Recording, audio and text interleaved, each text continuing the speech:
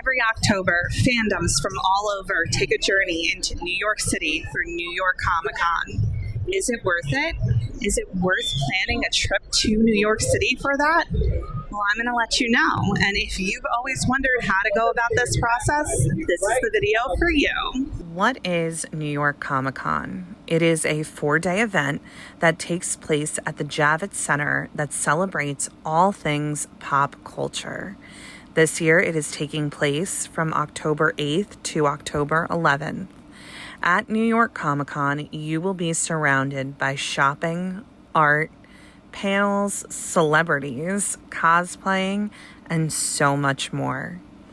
Everything from comic books to movies, to TV, to anime, to video games, to books, and any other media you love will be celebrated. 2026 is the 20th anniversary with a Coney Island theme, which means this year is sure to be iconic. Let's talk tickets. Knowing what tickets are available prior to going to purchase can always help calm anxiety. You can get a VIP package for $990.75 that gets you access to all 4 days. Priority seating at panels, first access to meet and greets, as well as any separately ticketed events, a private lounge, and so much more. Next up, you can get a 4-day ticket for $321.17. This gets you access to, you guessed it, all 4 days. The last option is individual day tickets. Thursday is $93.09 and not quick to sell out.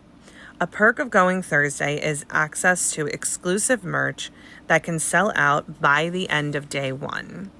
Friday is $98.53 and definitely a busier day. Saturday is $109.42. If you can't tell from the price, Saturday is the busiest day and it will sell out fast. Saturday will traditionally have more events and bigger mainstream celebrities for panels and meet and greets, but sometimes the other days will surprise you. Sunday is $98.53, and when things are slowing down, the hours are shorter on Sunday, which means fewer panels and events. There are cheaper kids tickets options for Thursday and Sunday. I encourage you to bring your kids and help build the next generation of nerds. Now, let's talk about the Popverse Superfan add-on.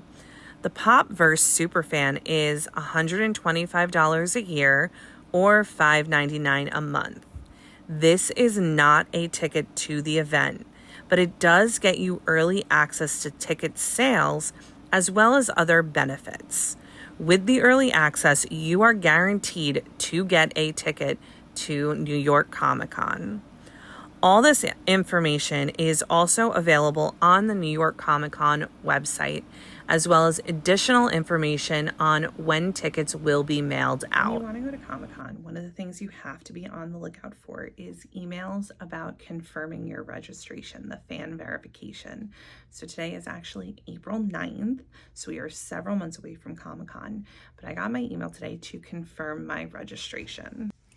So because this would be my 5th year going to Comic Con, I get this lovely little email here with a link that I click on to do the fan verification for the pre-sales.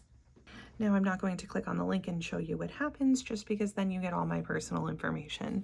So just know that you click on the link, you verify your name, your address, your phone number, and all of those things, and then you are set up to get the pre-sale link when that comes out, which I will be back in a few months when that happens. So it is Wednesday, June 3rd, and it is right now 11:58 a.m. Now, I pay for the Popverse Superfan. The reason I do this, if you are new to me, is I like convenience in life. I will always pay extra for a little bit of convenience. So the Popverse Superfan gives me early access to the Comic-Con tickets, and today is my day. what happens is you get an email. It comes a few days before the tickets are actually going to go on sale. So this is my email, and what ends up happening is at 12 o'clock, I can click on my click here to purchase your tickets. It's my unique fan verification link, and it'll put me in a queue to be able to get my tickets. And then we wait, and we hope the queue is not too long.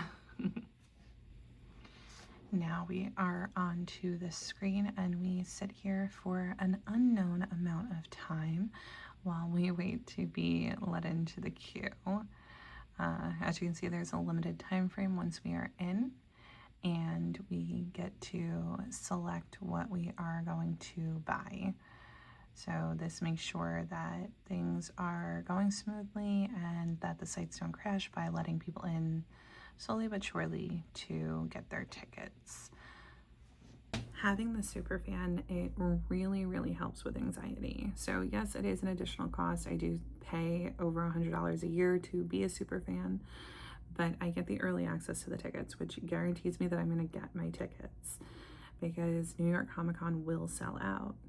This also gives me access to merch ahead of time. It gives me access to panels online if I can't make it to them and I want to watch them. So there is a lot of benefits to having it. But when we talk about the mental health side of it, it really does just make the ease of guaranteeing that you're going to get the tickets that you want so much easier. So we are in our queue, and now we wait. I will let you know how long it takes for me to get in. The queue was actually pretty quick. We got in 10 minutes. I was able to get the 4-day pass, which is what I like to get. And the reason I get the 4-day pass is because I have FOMO. I have really bad FOMO. And when I started going to Comic-Con, I used to go with a group of people, and they would only go for 2 days. And things would happen on the other days, and I would be really upset that I missed it. So when I stopped going with these people and I started going by myself, I started buying the 4-day pass because I want to make sure I'm there for everything.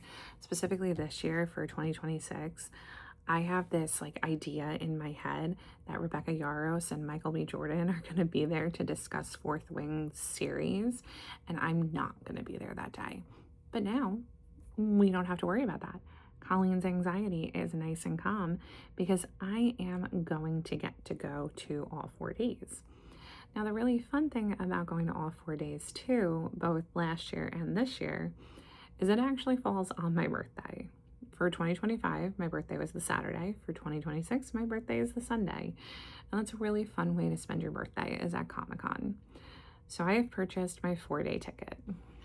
As you can see, once you get through the queue and the process and the buying, you get this little notification that your reservation was successful.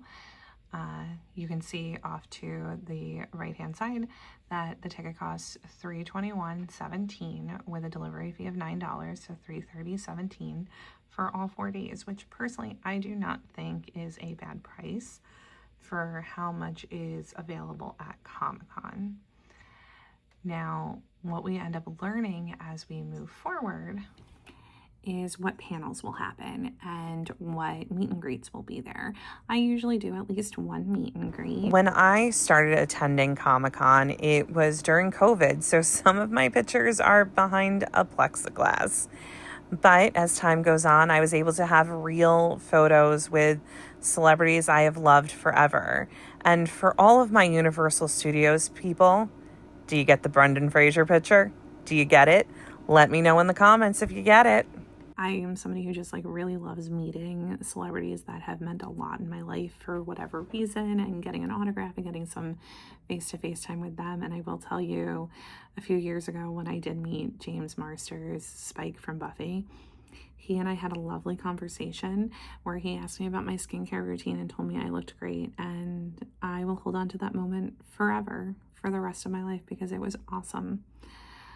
But those things get announced later on, which I will say is always one of my complaints with Comic-Con, is they do not let us know in advance who the guests are going to be, what the panels are going to be. So you buy the tickets blind. And there's a lot of people who may not want to spend the money that you have to spend on these tickets, not knowing what is going to happen. So we always keep that in the back of our head as we're purchasing tickets. My ticket purchasing is now complete, but now it's your turn. So if you have fan verification, which you would have had to have done earlier, we discussed that earlier in the video, as we know, your tickets are going to go on sale Sunday, June 14th at 10 a.m. If you do not have that fan verification, that's okay. Tickets will go on sale to the general public on Wednesday, June 24th at 12 p.m. Yes, I'm looking at the dates on my screen because I wanted to get them correct. Those are when they go on sale. What I will say with the general population ticket sales, you may not get a ticket that you want. Specifically, VIP, 4-day, and Saturdays sell out very, very quickly. And that is something to know going into the general sale. You will be able to see it. They will list on the websites what days are sold out before you even get to the general sale. VIP, there have been times where it sells out literally before fan verification. Even all the Pop Verse people get the first access and VIP will be gone. So keep that in mind when we're doing it. That is another reason why investing in the Pop Verse Superfan is actually a good idea if you want to make sure that you're going to get to Comic-Con. But those are your days. That is when the tickets go on sale. Now, let's talk about what it's like at Comic-Con and how to manage our anxiety there. We're going to go back in time to Colleen at 2025 New York Comic-Con. Let's talk getting there. Now, if you're coming from New Jersey like I am, there are 3 different ways that are really effective to get in. You can take a train or a bus, mass transit. You can drive, but be warned the parking garages will fill up and close. And then there's the ferry, which you can take from Weehawken right across to New York. I have actually done all of these ways to get into Comic-Con, and the train is my favorite option. For me, the train is very convenient. It's right by where I live. I take it to Secaucus, I transfer in Secaucus, get into Penn Station, and then it's about like a 15-minute walk probably to the Javits once you get there, which makes it very easy. In order, I would suggest train, ferry, drive, bus. I hate buses. They're smelly, they're small, they're not my thing. The driving in thing can be very overwhelming. The ferry is fun, but it's not very convenient for me because I still have to battle traffic to get all the way to Weehawken, which is not close by to me where I am in New Jersey. So, train is my favorite option. One thing to remember is that you can't leave and come back once you scan into Comic-Con. The ticket is used for that day, and you are in the building until you are ready to leave for the day completely. You can't leave and go get lunch, you have to eat on property. So keep that in mind when you're planning out your day and deciding to go in. So the second day, today, day 2, I'm going in a little bit later because everything I want to do is later in the day. And I specifically want to do a panel at 8 p.m. I don't want to be there from 8 a.m. to 8 p.m. So it's around lunchtime and I'm heading in, and that's okay. And then I'll be there until the end of the day. Let's talk safety and security, because I honestly feel like New York Comic-Con and the Javits Center do an amazing job. Before even going to the event, your badge is assigned and linked to you. Upon arrival, your badge is scanned and you proceed to security. You go through a metal detector, and to avoid a bag search, use what I call the Disney rules and have out anything that can possibly set off the alarm, such as a sunglass case. Open it up and walk through holding it out in front of you. Once you are through security, you will notice security and NYPD all around to help keep us safe. The one thing to remember is, like I said before, once you are in, you are in. There is no option to leave and come back. So do not plan to go have a sit-down lunch, because when you leave, your badge is scanned and you are done for the day. The first spot that a lot of people head to is the show floor. The show floor is where all the merch is. You will find comic books, shirts, Pokemon cards, Disney pins, bags, handcrafted items such as jewelry and glassware. You can find artwork, but art can also be found in Artist Alley on the lower level. If you can think of merch, you will be able to find it on the show floor. I mean, you can even get a lightsaber there. Now, with everything available, the sales floor can be extremely overwhelming. One tip I have that personally helps with my anxiety is to look at the show floor map on the website before going. What I do is I find in advance booths that I know I want to go to, like Roosevelt's, Loungefly, and Spirit Jersey. A big thing to know about the show floor is that the Funko Pop booth requires a reservation and they will sell out fast. There are also some booths that will have queues, such as Roosevelt's and Loungefly, so keep your eyes open for the signs. The rest of the floor is open for wandering, and just know that it is okay to leave the sales floor and take a break as needed. On the lower level, you will find the meet and greets labeled autographs. I strongly recommend purchasing these ahead of time online. There is an option to purchase a day of. However, bigger celebrities, like when I met Sebastian Stan, will sell out and sell out fast. As for pricing, well, it varies depending on the celebrity. Some can be $300, some can be $50. Keep in mind that when purchasing the photo, you are only purchasing the photo. You are not allowed an autograph at this time. When you are purchasing an autograph, you are purchasing one autograph, and that is all. If you would like a second autograph, you do need to pay a second time. Pictures, while not always allowed at the table, the celebrities will sometimes allow you to take a picture, but do not guarantee that that is going to happen. So if you want a photo and an autograph, you will need to purchase both separately. Panels are my favorite part of New York Comic Con. Prior to the day of, panel registration will occur.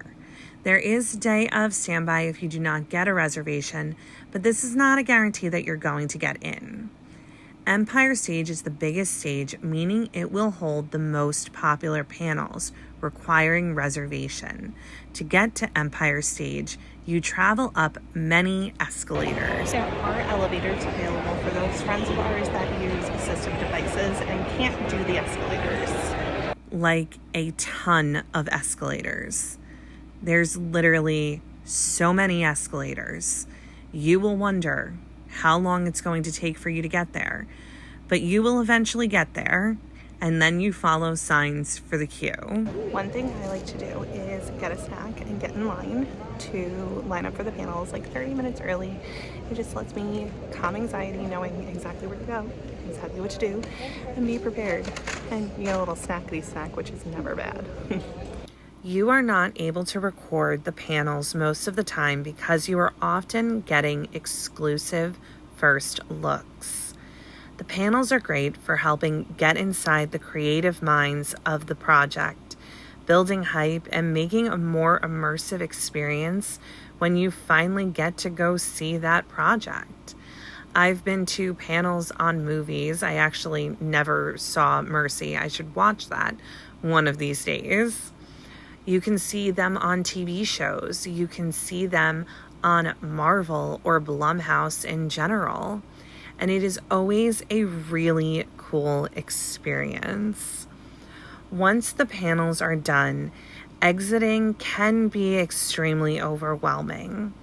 You will see people start to leave before it is done, but I do the opposite. I like to get all the information.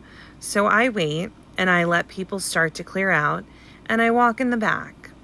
I often miss out on the free giveaway by doing this as they run out, but I am absolutely okay with that since I am working to protect my mental health in that moment. Sometimes we are at Comic-Con all day long. So that brings up the question, what do you do about food? You're not allowed to leave to go sit down and eat somewhere. So what are your food options? Well, there is a food truck alley. This is a really fun spot where a bunch of different food trucks show up and you can get in line and get some food off the food trucks. But as you can see, this is very, very crowded. There's also some indoor places that you can stop and get a bite to eat. There is a full service Starbucks as well, which I always stop at Starbucks because we know me and I run on coffee and coffee alone. There's also a grab and go Amazon marketplace. This is where I usually get food because of convenience. Our last and possibly most important area to talk about is our mental health breaks. Now, I will say New York Comic-Con does an amazing job on their website explaining everything about the ADA service that they have. They discuss service animals, they discuss sensory warnings, which I find very important because specifically with the panels, they can be very loud. There can be lots of flashing lights, and it is important that our friends know going in what to expect. One of my absolute top-notch favorite offerings that they have at Comic-Con, though, is the Quiet Room. The Quiet Room is a space for just that, quiet. It is a great space to take a break. But sometimes even the Quiet Room can be crowded. So where can we go in those moments? One of my favorite little tips is a place to take a break, and it's actually under the escalators. So oftentimes people don't realize that there's like a gap behind them, like there is. This is on the lower level by Artist Alley and Meet and Greets. And you can come in, you can sit here for a little bit. I will come sit here, have a little break, drink some water, just relax, get away from the crowd because there is a lot of people here. So if you need a little break, sit under the escalators. And there you have it. New York Comic Con may not be for everyone. It's something that a lot of people actually aren't even going to be interested in. But if it's something that you've always wanted to do, just know that it is 100% possible to go to Comic-Con if you have anxiety or you get overstimulated. You just need to know where to go in those moments. And a lot of times to help our anxiety, the best thing we can do is just prepare. And that's why I made this video, so you have the information, so you can see what it's like to buy a ticket to Comic-Con, what the options are, and how to go about choosing what is best for you. Because once we have that information, a lot of times our anxiety can calm down a little bit. It can be a little quieter, and we are able to go ahead and do something that seems so hard for us. I love Comic-Con, and as you saw, I already have my 4-day ticket for this year, and I am so excited for it. I can't wait to see what the panels are going to be, because that's one of my favorite parts. See what celebs are going to be there, and just get to immerse myself fully in communities that I love so much. If you liked this video, please like, subscribe, and share. And I really hope to see you at Comic-Con. And I hope you find your magical balance.